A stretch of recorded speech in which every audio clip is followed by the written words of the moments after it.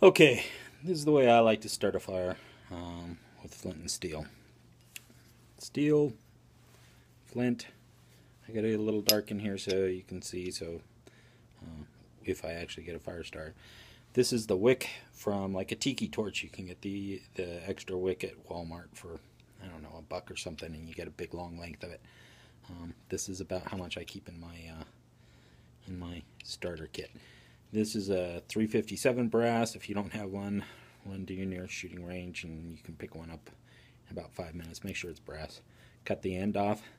Stuff the, make sure you make it so you don't cut yourself. Stuff the wick through. Burn the end of the wick. Just light it on fire with a match. Let it burn for a little bit. Then you keep it with the burn part tucked down in. That way if it gets banged around you don't lose the char off the end. When it's time, you push it up less than half an inch up out of there so that you can see the char part sticking out of the top.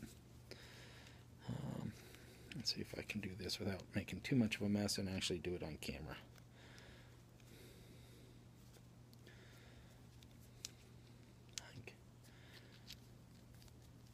You know, doing it without a camera is a little easier.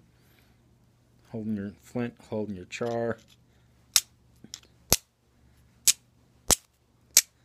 You have to be careful that you don't push the pipe back up, which I have a tendency to do.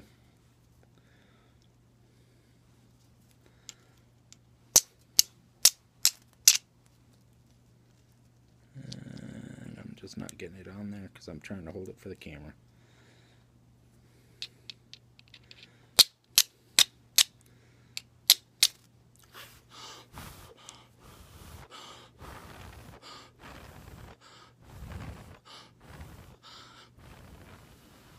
So there's your cherry. You take your tinder bundle, put it around it, just hold it on there and blow until you get it burning into the tinder bundle.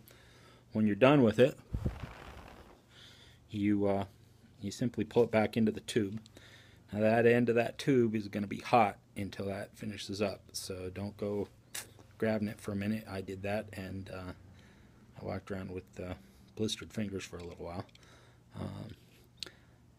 It's actually a lot easier than I just showed. I'm trying to do this sideways into a camera, and that's not something I've practiced at. But if you practice this for a little while, you can start a fire really quickly. As you can see, it all fits into your tinder kit. You know, it's a small amount of stuff here. A little more light now that I don't need it off so you can see. Gives you a nice cherry. Once the cherry's in there, it stays lit pretty well while you're messing around with your tinder bundle and stuff. I've always had really good luck with it. Even if this were to get wet, I think it would have to get pretty soaked before it would work its way up in here, because there's a little pressure of the brass kind of holding everything